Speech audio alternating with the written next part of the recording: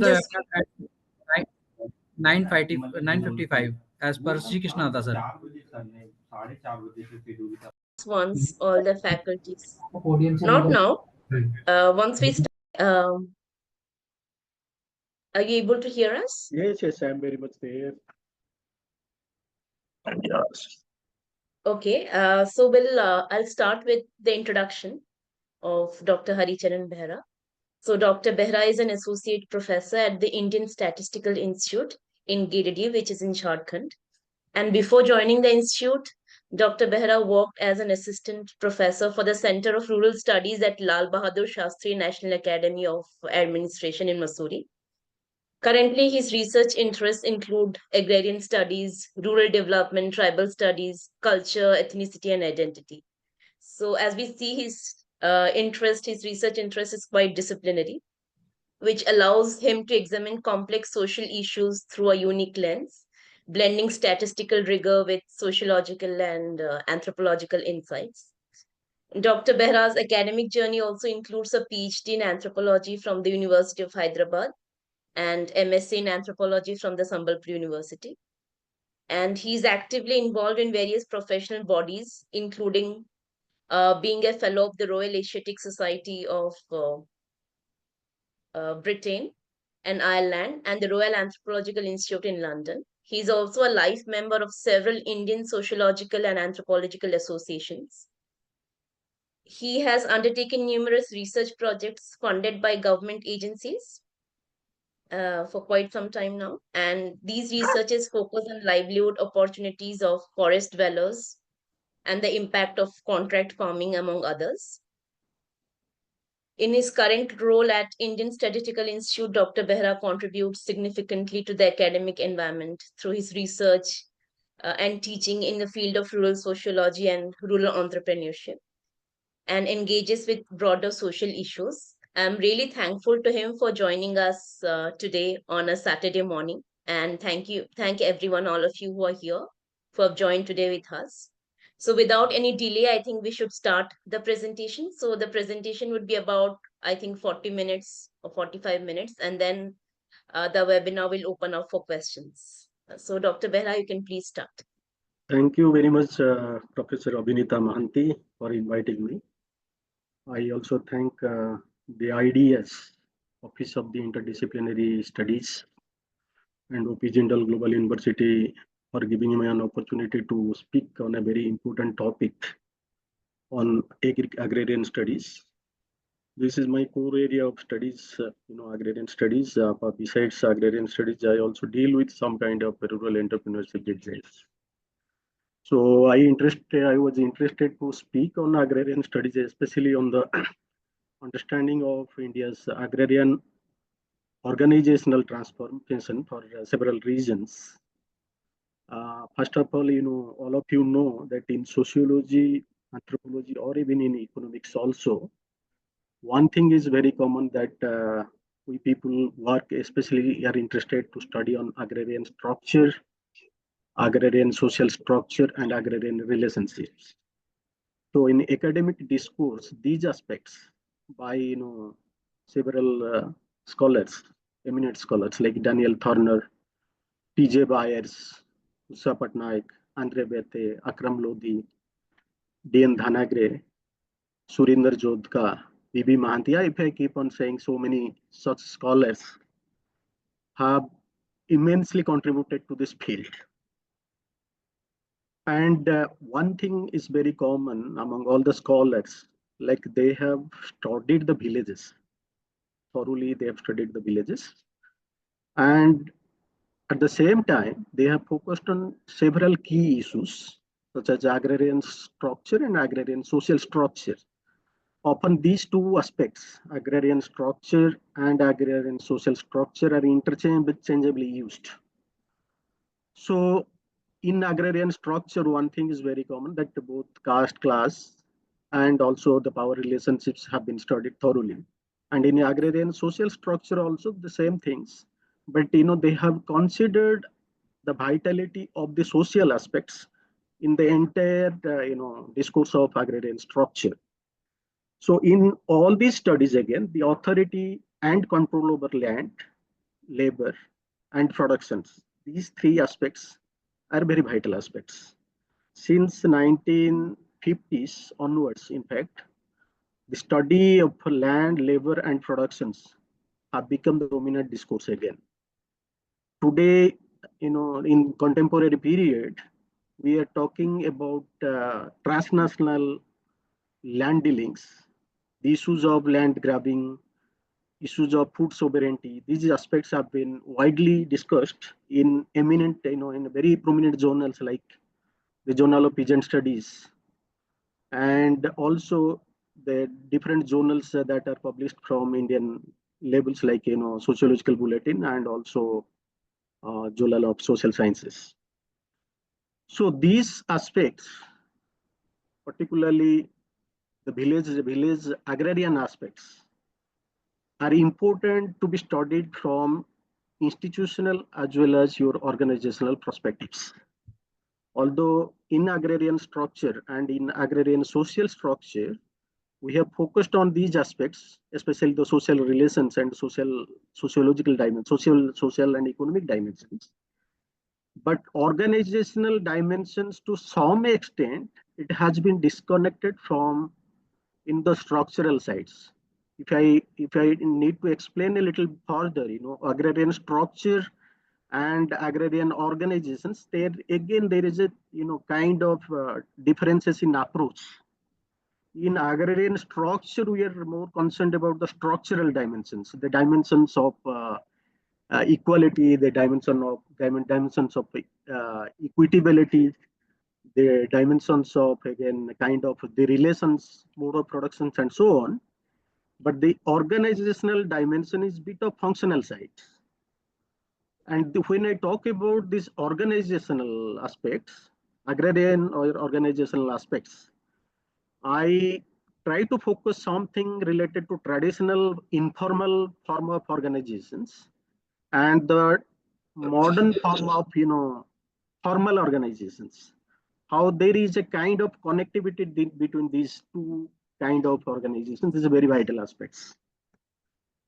And what is happening is that when we study about agrarian structure or social structure, most of the times what happens, my understanding says that there is, there is a point of, bipolarizations where one side talks about the issues of the inequality, social structure, and other dimensions.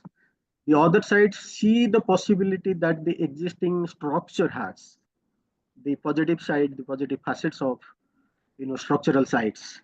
So there is a contradiction. Basically, this is a kind of bipolar contradictions. I would say that these two ideologies coexist. So there is a now point we need to have a middle path between these two sides. So understanding agrarian organizational transformations in the wake of multiple policy and developmental fronts are very vital aspects in the study of agrarian policies and agrarian organizations.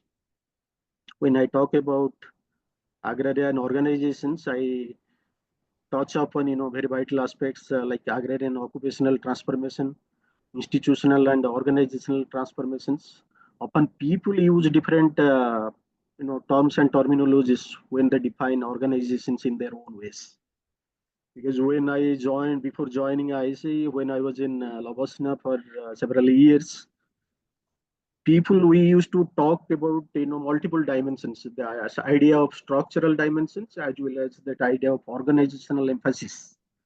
Both were actually found to very important aspects of your agrarian society, agrarian discourse. The study of Indian villages is more vital than ever before because we are over the years we are being disconnected from the Indian villages, studies about Indian villages. But it has become very vital now that we need to revitalize our studies. In fact, you would revisit Indian villages and see how the changes are taking place in Indian villages. So, in fact, when we are talking about modernizations, when there is a already a kind of massive intervention of IT and AI and ML, Now understanding villages from this, prospect, especially when there is a coexistence of physical as well as kind of IT domain exists, we need to understand these changes that are taking place in the villages. So a conscious approach or a radical move required for the intervention in Indian agriculture, we have to judge now. What kind of approach is essential for us? Some way or the other. We are talking sometimes, the radical intervention is essential, but whether this radical intervention need to be done with very much conscious approach. These are the vital aspects need to be studied. Organizational transformation is among the most crucial aspects as far as agriculture is concerned. When I talk about organization as a whole, I am not talking about the formal organizations alone. I'm also interested to focus upon the informal organizations. When I focus upon informal organizations, this is a very vital part of sociology and anthropology. If I cite a few sociological or anthropological studies, I've already cited a few in the previous slides also. You see that we have Maki Marriott, A.C. Dubé, N.K. Bose, several other such J.P. Mencher, John Harris. They have already done a kind of beautiful studies in Indian villages and brought out what the role of informal organization. When we study about family farm especially, the understanding of family itself, the understanding of marriage, the understanding of spouse relationships in marriage, the understanding of kinship or as organizations, the understanding of caste are very vital dimensions. We cannot avoid these vital elements of social organizations in understanding informal discussions of agrarian organizations. So even today, if you take examples of few important castes, there are many number of numerous castes, those who are associated with agriculture today. I am from this Eastern Indian part. I see that in Jharkhand and Bihar regions, we have seen that how Koiris and Burmas are still emotionally connected to agrarian practice. I see in Odisha the Chosas, they are still emotionally connected to traditional agricultural system. We have a number of numerous such tribes like the Bhils, the Santals, the Bhuyans.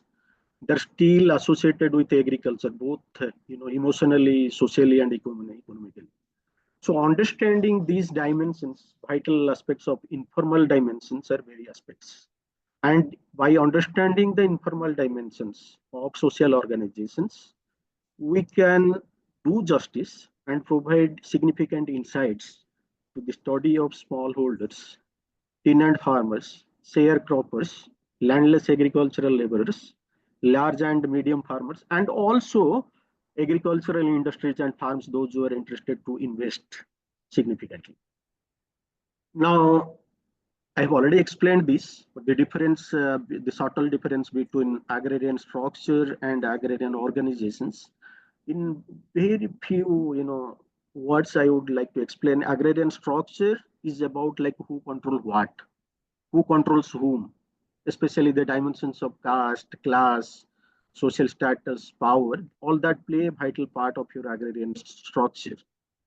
And when I talk about agrarian organizations, I am interested to focus on how production is organized, how work is done or executed, decisions are made, and who take the decisions. How do people interact with the kind of agricultural systems?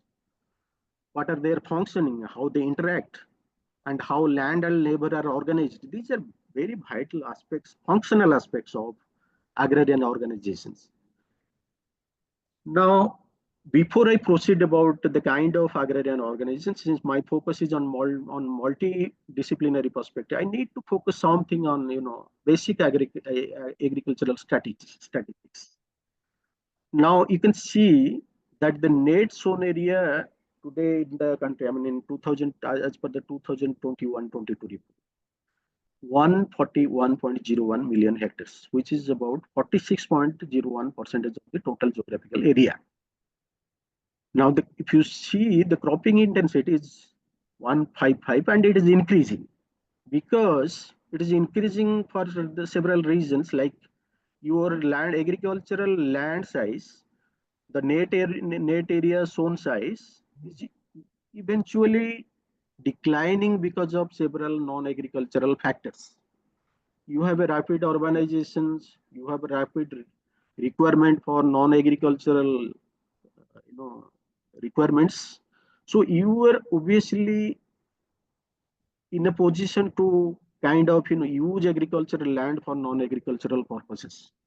Although policies restrict the transfer of agricultural land for non-agricultural purposes, but in the neoliberal economic period, it is very difficult to stop the process of development and reserve the whole patch of agricultural land only for agriculture purpose.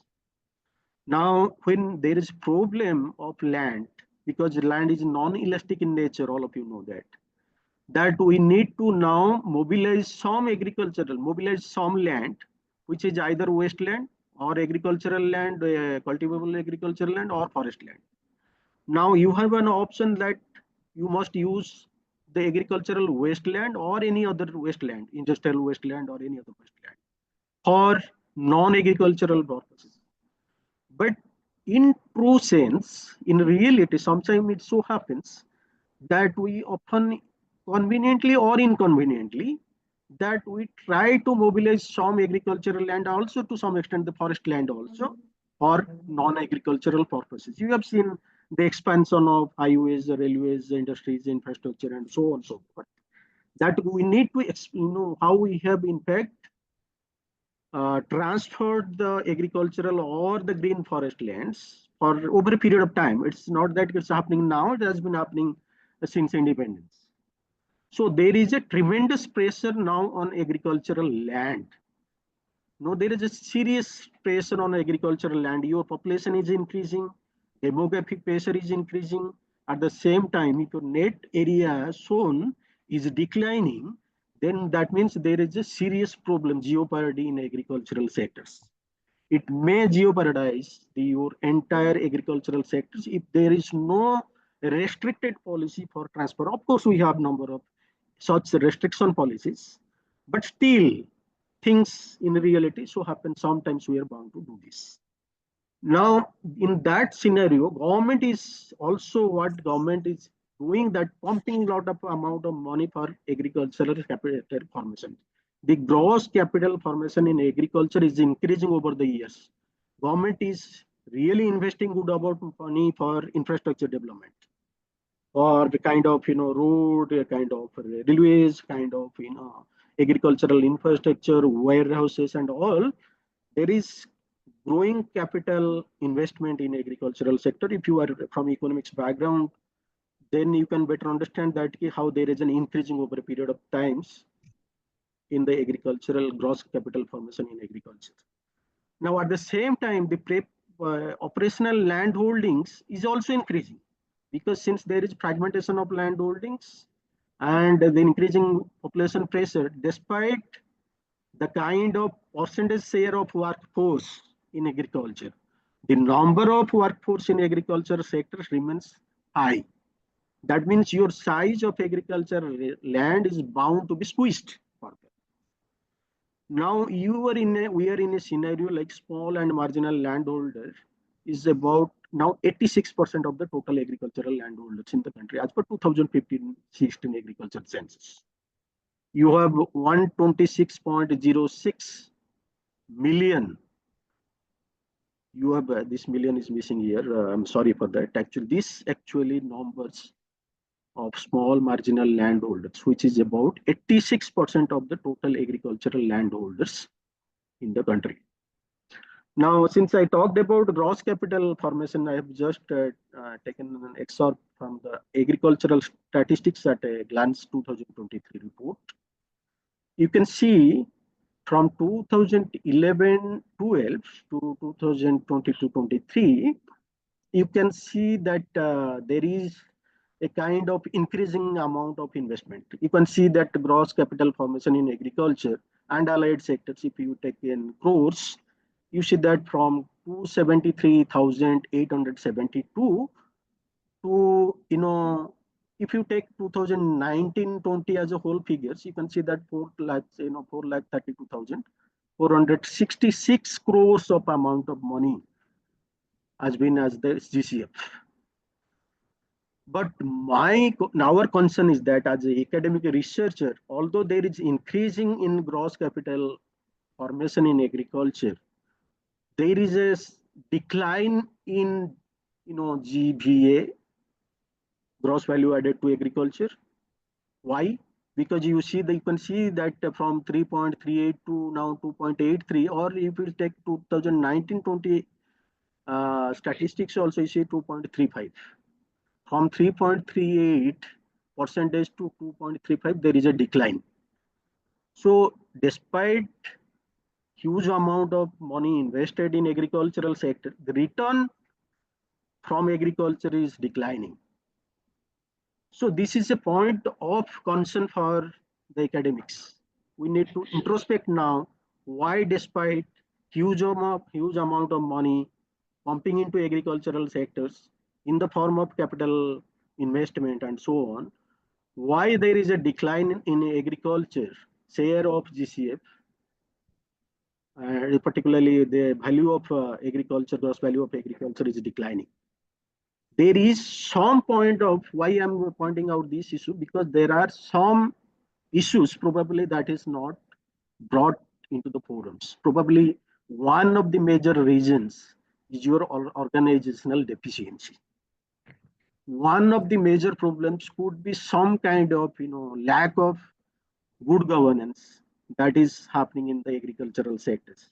Maybe pilferage of some amount of money, even if we have DBT, direct transport systems, direct benefit transfer systems, we have a number of such welfare schemes, but still there is a possibility of pilferage. There is a still possibility that we have to improve our governance systems. So in that context also, if you think of that, we need to think of the organizational efficiency as a vital aspects that need to be considered by policymakers and also by the academics. I've already explained this, why there is and how this is declining over a period of times. But one positive side is taking place, that keep your cereal production and your other such kharif and rabi crops, probably it's decreasing. But at the same time, you can see that people are actually diverting their attention, their interest towards cash crops, especially like horticulture. India is one of the leading contributors to horticulture, in the world. Over the last several years, you see that Indian performance in horticultural sector is really impressive. So in this context, that both there are positive sides and also negative sides. Now we need to understand the nature of organizations and its efficiency to improve agricultural scenario in the country. Now, let us come to a few aspects. So I've already explained these aspects. Now we are moving rapidly from informal sector to formal sectors.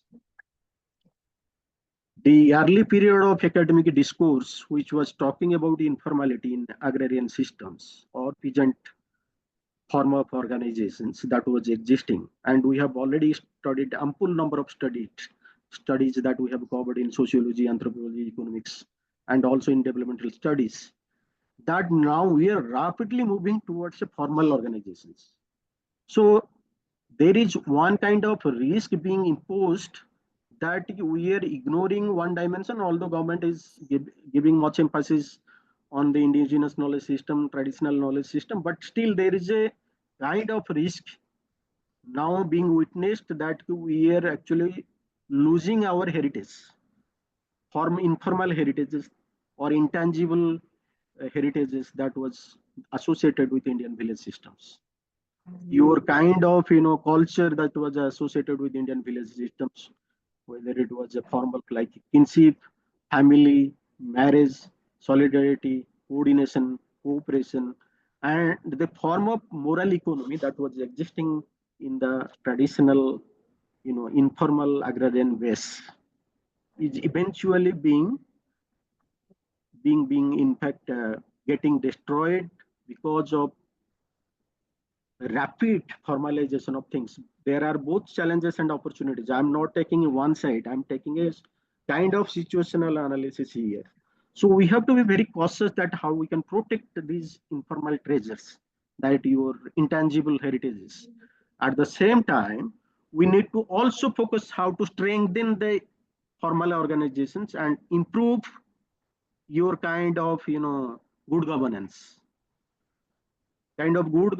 for better income generation in agrarian agricultural sectors. So when between these two systems, informal and formal systems, the policy, institutions, and governance is bridging. So we need to focus that how we can focus on these vital aspects of policy, institutions, and governance measures. Now, I think all of you probably aware of that agriculture comes under the state list 2. Agriculture, land, water for agriculture, agricultural loans, annual husbandry, all these come under the state list. And under the union list, like trade, commerce, foodstuffs, including the affairs related to NABARD and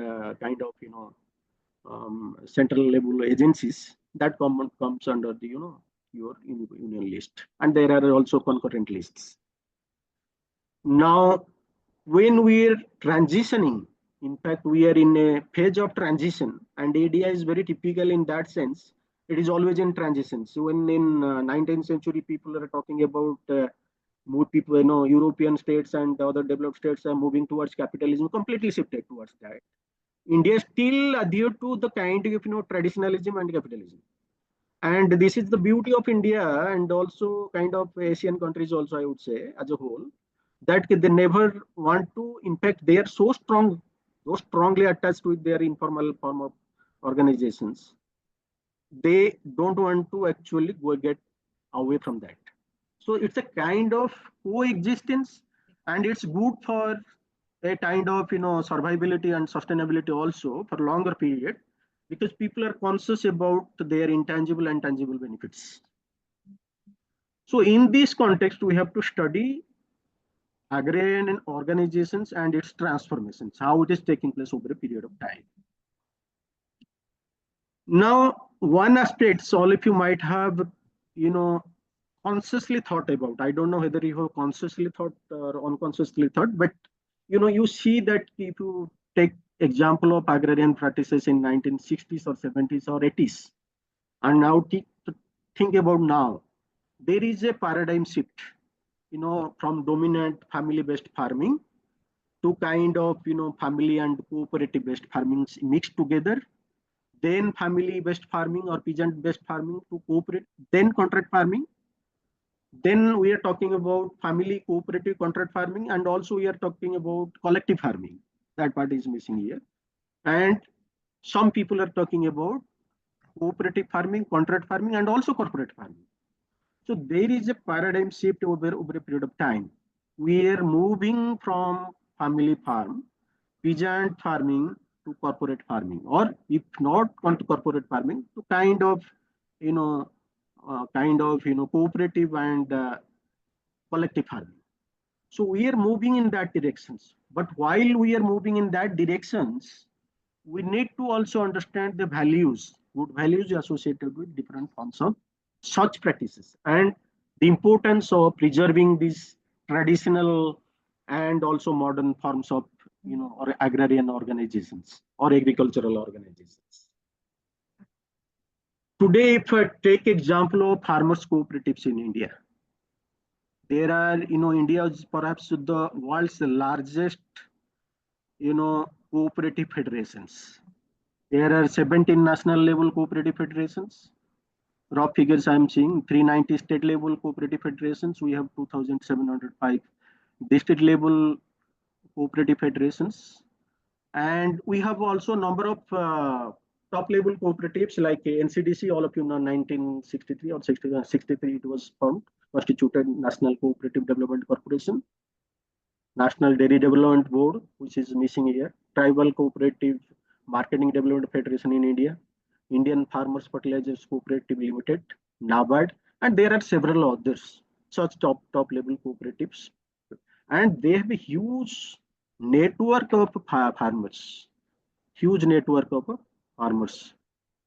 And I just show some statistics here. You can see that how cooperative sectors have kind of network in our Indian agricultural systems. If you talk about our dairy cooperatives, you see that more than 1,50,000 farmers, cooperative dairy cooperatives, primary agricultural cooperatives. Then you have kind of, labor cooperatives. You have kind of agricultural and allied cooperative sectors. You have fishery cooperatives and several such cooperatives exist in India. Now, if you take example of primary agricultural cooperative societies alone, there is more than 1 lakh 1,880 packs in India now. And if you take example of such, kind of packs, you see that millions of farmers are associated with packs, primary agricultural credit cooperative societies. 130 million members of farmers who basically especially belong to the section of small marginal sections, rural artisans, marginalized sections of the society. They are associated with the packs. Approximately 1,50,000 dairy cooperative societies and 26,000 fisheries cooperatives are also there operational in Indian level. So 18 million dairy farmers connected to 230,000 villages are served by dairy cooperatives, which is also a significant, contribution to Indian agricultural sector and allied sector. So India has a robust, agricultural cooperative sector, and it has been doing wonderful jobs. It has been doing a kind of, massive economic support system to the rural peasants and artisan groups. If I take example of Amul alone, we have 3.64 million producer members across 18,600 village societies. So we need to understand the Amul model, that how this Amul model has become a successful dairy cooperative model, and how it has kind of, retained the farmers, and farmers are very much satisfied with the performance of these cooperatives. But when we come to agricultural sector, pure agricultural sectors, farm sectors, sometimes we often find that tax are not actually not in a position to find a match with the NDDB, with the kind of dairy cooperative societies.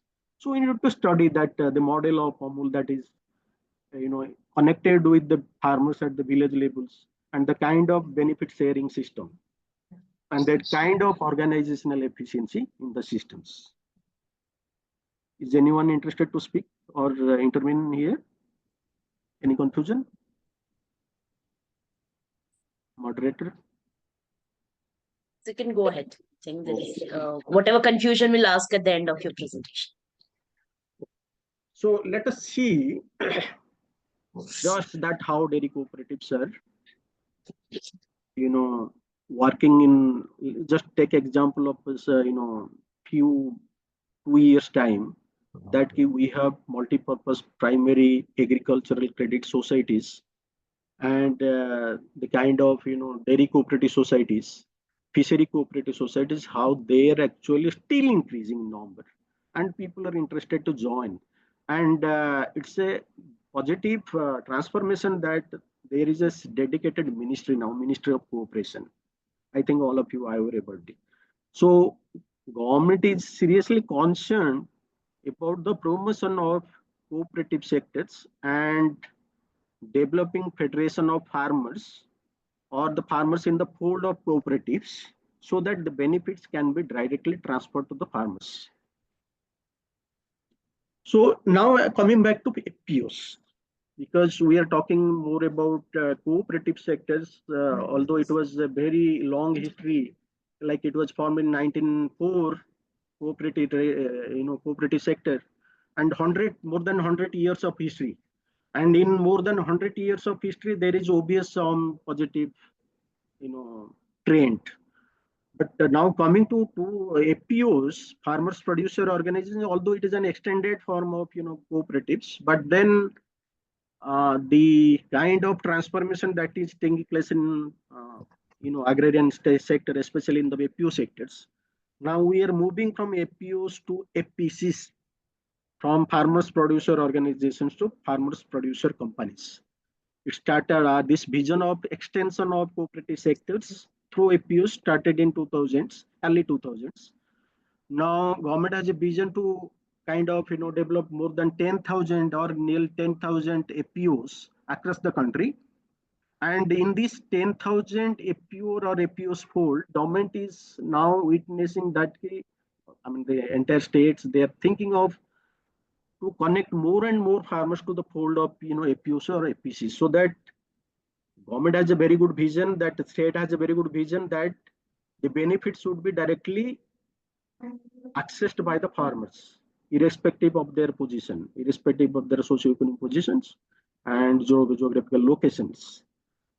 So, but the performance of PPO sector based on our field experiences, it has been very mixed.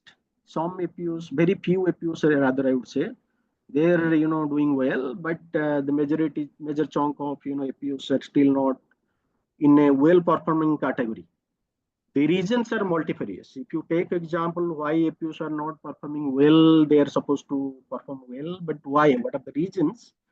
There are again kind of caste class equations, the kind of economic efficiency, kind of governance issues, and other such livelihood assets like land and other agricultural assets have important role, including the Institute of Land Tenure Systems.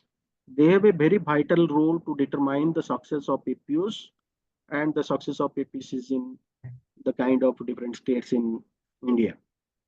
Now, one progress that we can see that now 3 million farmers are associated with the APOs, with nearly about 40% of them belong to the women categories. Both APOs and self-help groups. Now they have one thing, it is across research we have found, wherever there is a kind of gender participation, women participation in APOs or APCs or in SSGs, self-help groups, the success ratio of such organizations is good. That means it shows kind of organizational efficiency by incorporating the gender, like a female groups, into the organizational fold. If you provide them some opportunities, they're rather more serious. I mean, it has been rather witnessed across regions in South India or in the kind of Eastern Indian region, including Jharkhand. Wherever I see the women proportion in APOs or SGs are there, the rate of success is relatively. It's a relative, kind of assessment again. The rate of relative assessment is higher, better. So then lack of probably there is a lack of such determination or efforts from male counterparts, and also at the same time probably there is a kind of interlinkage, a missing linkage between the public and private institutions and also APUs. That is affecting the whole process of organizational efficiency, especially for the APOs or APCs and self-help groups. So, in the context of FPOs, the role of CBOs, NGOs have become vital role. I want to see here, just want to show here that how the FPOs are actually networked and how their organizational structure is all about. So if you take just FPOs and APCs, you see that there is an organizational transformation from kind of cooperative transformation structure to it has become more complex with kind of involvement of good number of NGOs and CBOs, community-based organizations and NGOs, and also you have a number of implementing agencies, NABARDs, banks, those who are actually promoting, those who are promoting these kind of organizations, their actually role and the role of farmers collectively lead to the performance of the APOs. Now, NGOs, CBOs, implementing agencies, then administrative functionary, and the interest of the farmers. All these collectively determine the nature of efficiency of your APC's performance. So now, what is important from a sociological and kind of economic perspective is that from informal, when we are transitioning from a kind of informal to formal organizations and seeing the multifold of organizations associated, the responsibility of the administrative functionary has become multifarious.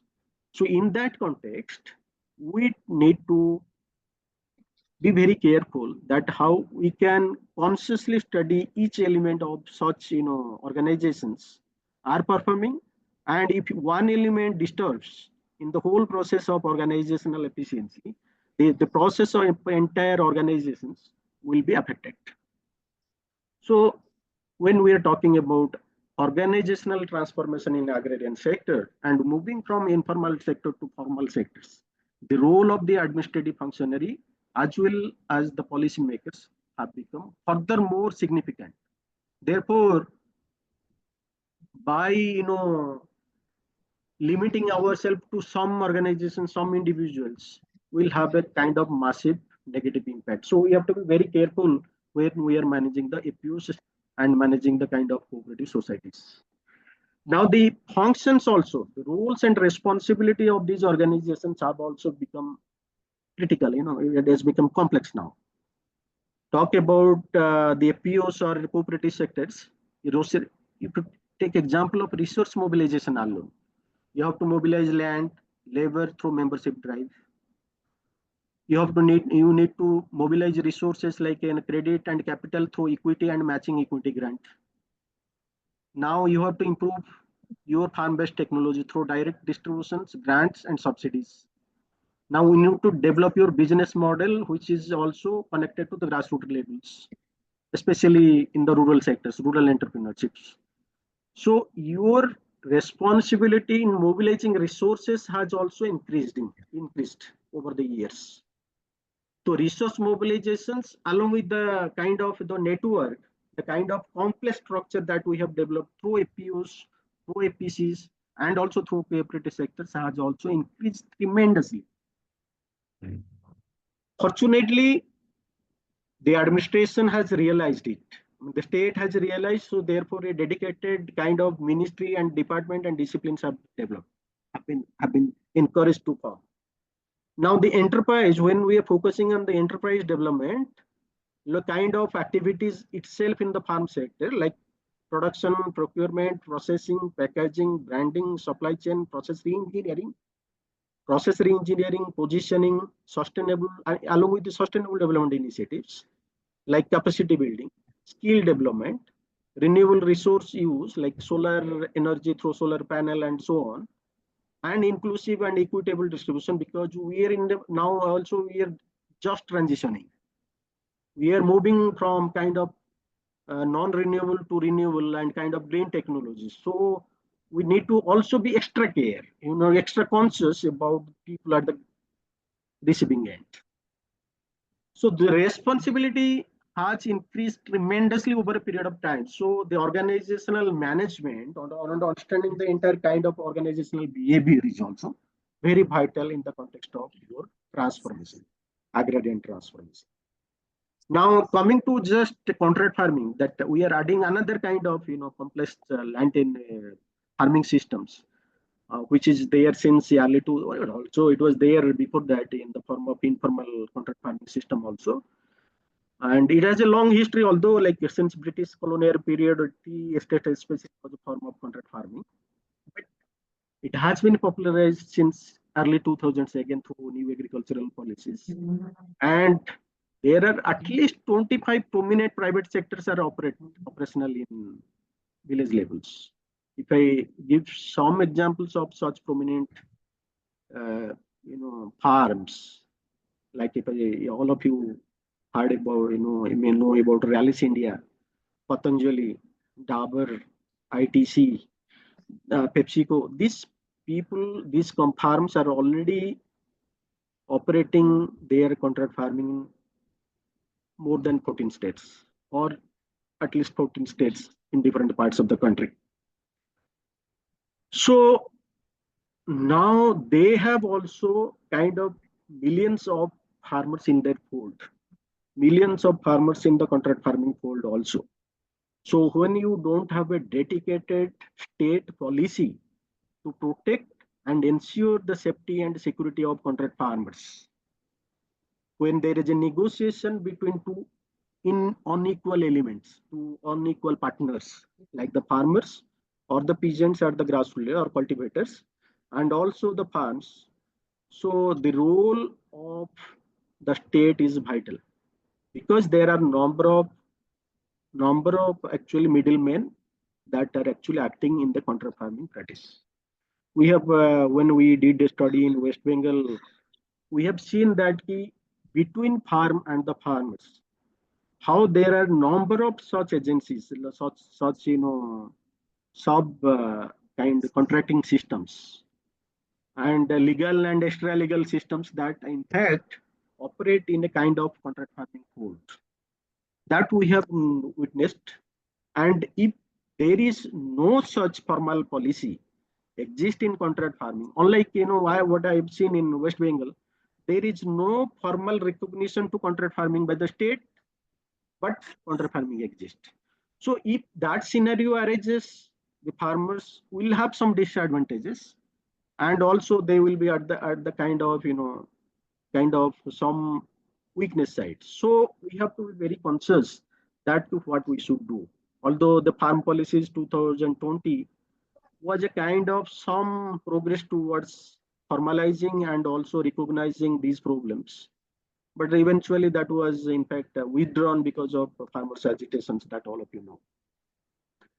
So farmers engagement through contract farming, farmers engagement through cooperatives, farmers engagement through kind of FPCs and APOs. Now there are millions of such farmers are in this fold. They are in the fold of private and public entities. So now the responsibility of people at different management levels, at different levels of management, has increased like never before. So we have to be very conscious about these kind of things. So if I see example of this again in the graphical forms, that how we have been transforming, we have been transitioning from one stage to the other stage, which I've already explained before also. Like we are moving from this kind of family farm to family farm plus cooperative farm, while pooling resources and support systems, then moving towards family farm plus cooperative farms and collective farms by larger scale shared labor and resource and supply chain systems. And eventually we're also moving to a kind of another systems, family farm plus cooperative farms plus collective farms plus contract and corporate farms, to scale up our production, distribution and supply chain systems. So distribution and supply chain and value addition has become very vital aspects. So what should be kind of scenario at this stage? So you see, just this is a pictorial form, like how what is a desirable form of such organizational transformations. When we are moving from family-based farm systems to kind of a system with robust and complex, agrarian relations, that a desirable scenario is required where farmers, cooperatives, and farmers need to bring together. Although we have a kind of transition at the stage, neither in a very desirable or undesirable stage, or with neither in a very informal fold or a formal fold. But we have to be extra cautious about the kind of desirable scenario, and we should not move towards the undesirable scenario where the farms or the corporate sectors, in fact, control the entire patch of agricultural lands and create kind of reverse tenancy. So it is very important at this, juncture that we need to be very conscious and where and how we need to actually improve and increase our public attention for that.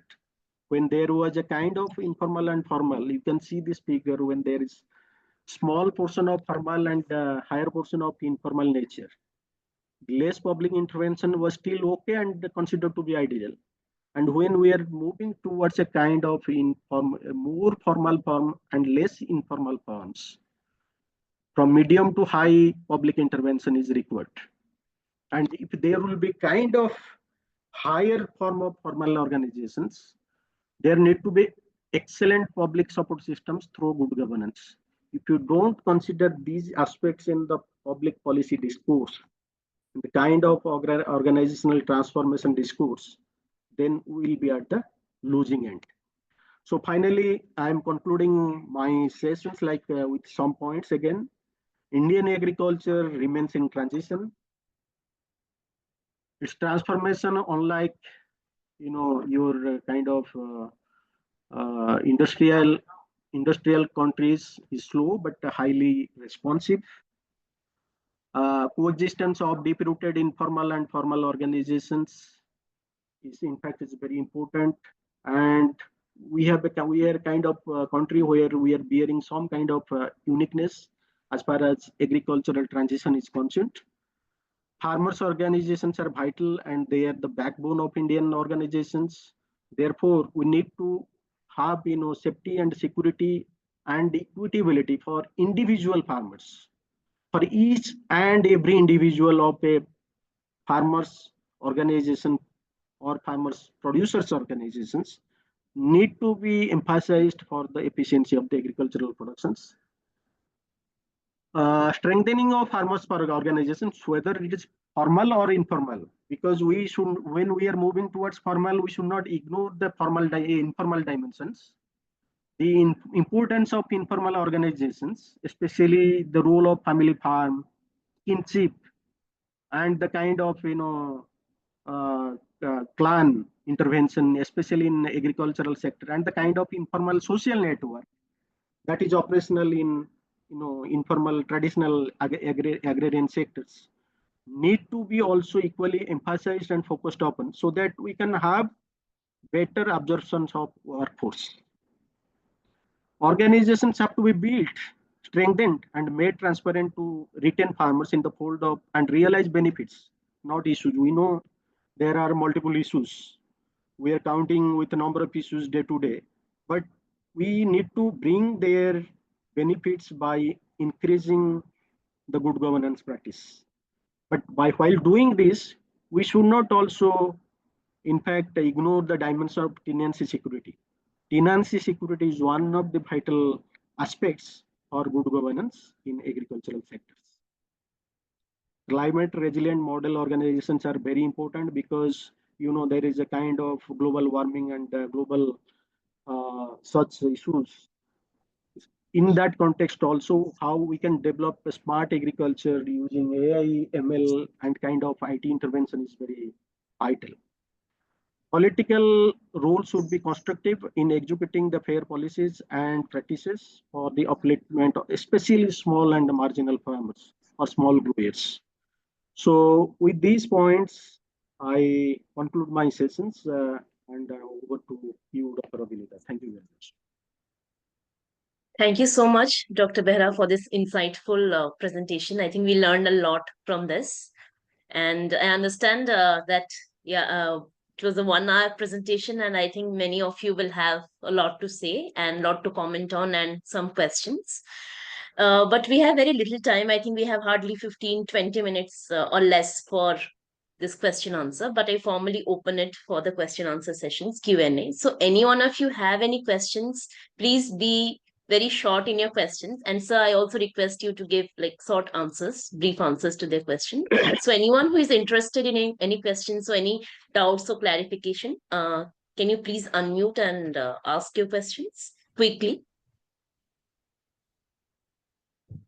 I see a hand being raised by Rahul Kumar.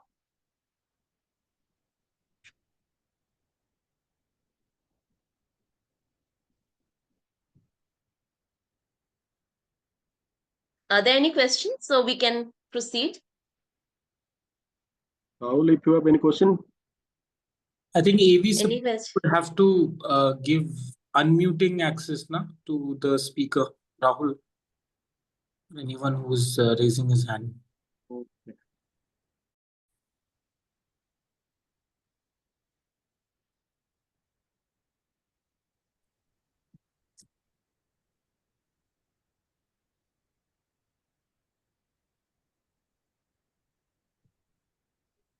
Is the access given to Rahul?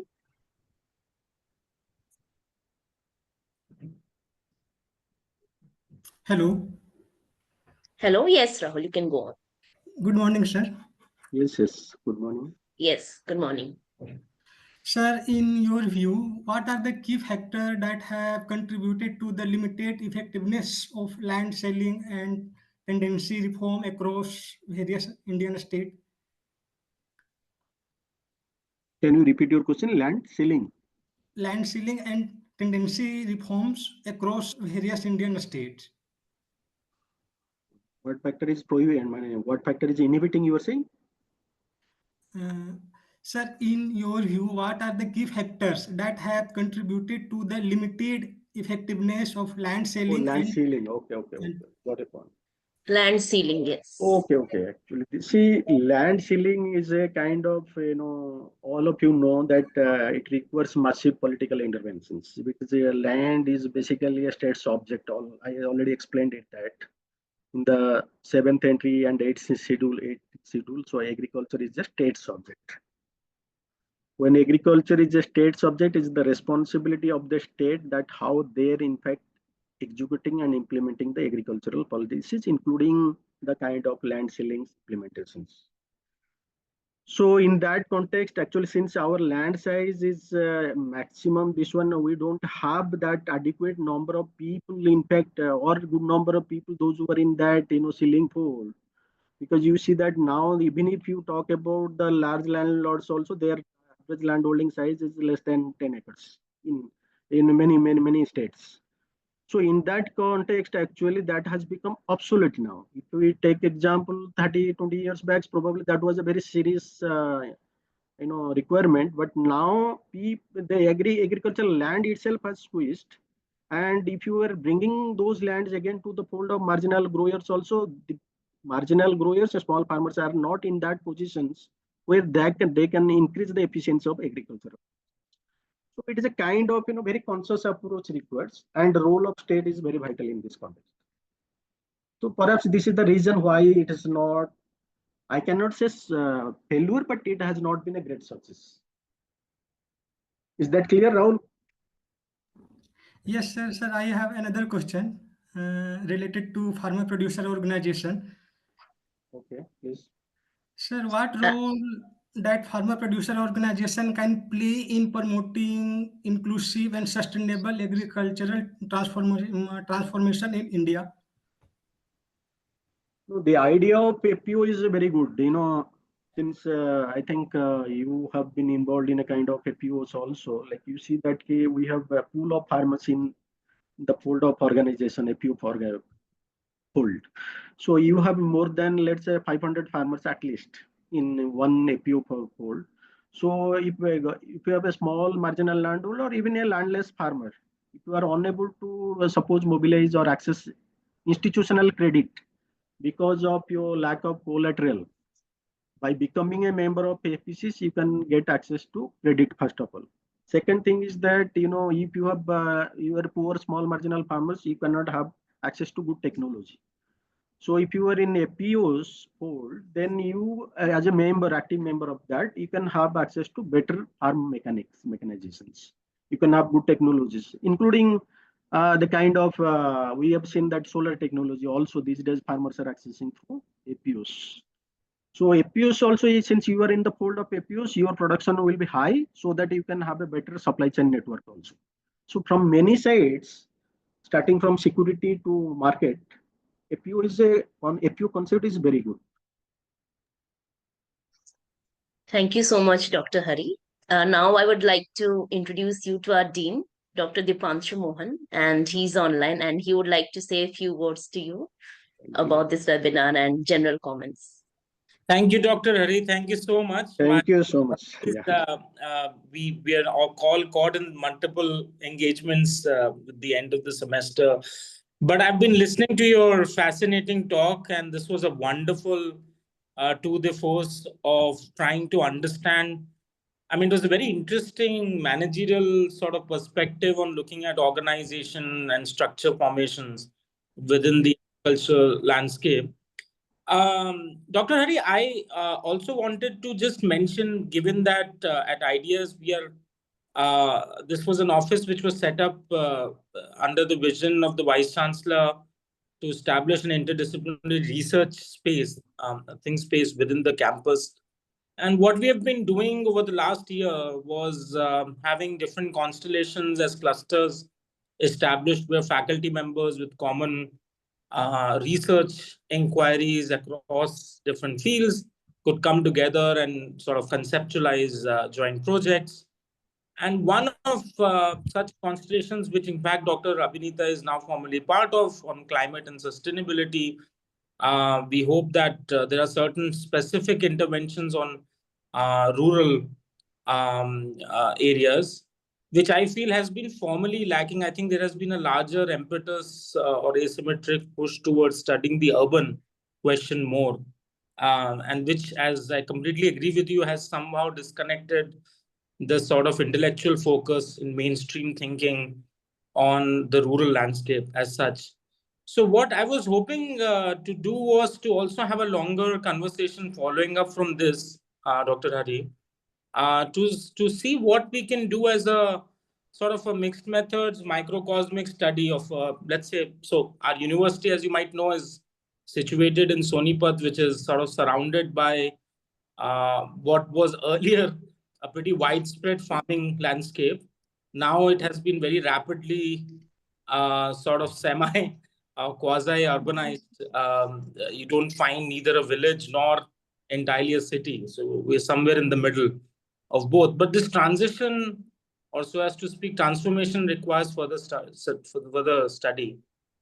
Your presentation particularly, I think, spoke on FPOs, which has been a very core area of my sort of future research thinking and work. I've been observing some FPOs and how Tamil Nadu has had some organizational structures that have actually worked. And I want to understand closely what has worked for these FPOs versus others. So I completely agree. There are a lot of sociological factors which are contributing to the economic outcomes. And I think that requires a more microcosmic ethno-centric reading beyond sort of looking at the macro questions. So a lot to talk about.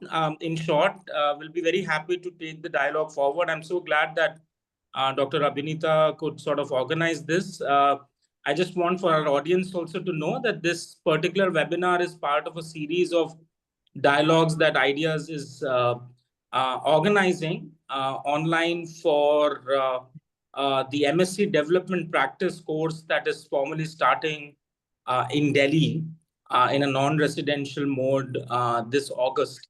So that's open to working professionals, students, anybody. And it's a one-year master's program. We're currently taking admissions for the program, and we've been receiving a very positive response. So these webinars was to organize to thematically cover or encapsulate areas that would be a part of the feature of our program as such. And I hope, Dr. Hari, we can also invite you formally to our campus and have a larger talk or a seminar, organized very soon. Thank you very much. Thank you so much, Dr. Hari. Thank you. It was really wonderful to listen to you, Professor. In fact, it's a kind of just beginning. I mean, Dr. Abhineta called me that if we can explore some possibility of collaboration, I said, you're most welcome. And this is the way we can think of collaborating, and also we can now further venture into kind of research. Absolutely. Absolutely. Thank you, Dr. Hari, Thank and thank you, Dr. Mohanty, for organizing this. Thank you. Thank you so much. We could I think Dr. Dipan. Yeah. The next step for Dr. Hari for us would have been to felicitate you. So no issue, Anand. So for now, we'll close this, and then thank you so much, guys. Thank you so much. Thank you so much for this. And of course, when he will be on campus with us, we can of course felicitate him, and we can take this further. Before we close, I would like to say a bit about two courses which you're offering under ideas. So MSc in Development Studies and MSc in Development Practice. So MSc in Development Studies is a counterpart to Development Practice, but it is an online course, whereas Development Practice is a course that will happen in August, as Dr. Dipanshu said, in our Taj facility in Delhi. So introducing this course on MSc in Development Practice, it aims to equip students with theoretical knowledges, field work, and practical skills to examine and address different development challenges. And this program focuses on sort of building a combination of theory, skills, experiential and real world experiences, and prepare students to bridge the gap between societal need, policy, design, and implementation, alongside addressing development challenges and ensuring our students' employability has been a principal focus of this course. And it is designed to develop certain skills and research-based courses that are there as a part of this program. We hope that it will be very crucial for future careers of the students who enroll for this program. And the classes will be primarily held keeping in mind the working professionals who we are hoping will be joining this program of MSc in Development Practice, 1-year program divided into 3 trimesters. So to know more about ideas, to know about these programs, we have our online websites and brochures that can be downloaded. So maybe the students who are here and the faculty who want to know more about it, you can log on to jgu.edu.in/ideas. So Office of Interdisciplinary Studies, which stands for Interdisciplinary Engagement Across Social Sciences. So to know more about this, you can reach out to one of us and you can check out our website. Just kidding. And if there are any more questions or any more discussion, then we can end this webinar. Once again, thanks everyone for joining, especially Dr. Hari for joining us on a Saturday morning from his busy schedule. Thank you so much, sir. Thank you. Thanks to the AV team for conducting this and giving us technical inputs. And thank you to all the attendees. Thank you.